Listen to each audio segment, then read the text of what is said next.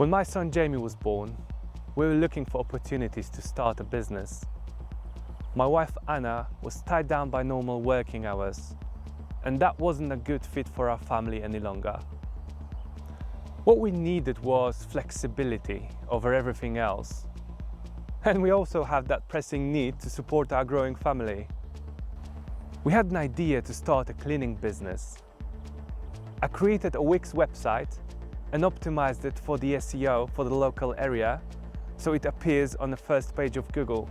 We also invested a humble £50 into Google Ads. That ensured that the only households that would call Anna would be on the way from our home to the nursery. Within 2 weeks from launching the website, Anna's calendar was full. And today, the business is still going from strength to strength.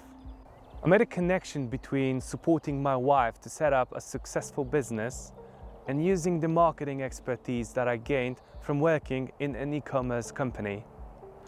This gave me a courage to start my own venture. If I could do it for my wife, I could do it for myself and apply those strategies onto other businesses and help them grow. I've become a certified WIX webmaster and learned so much. Fast forward a few years, I became a raving fan of WIX platform, building businesses big and small.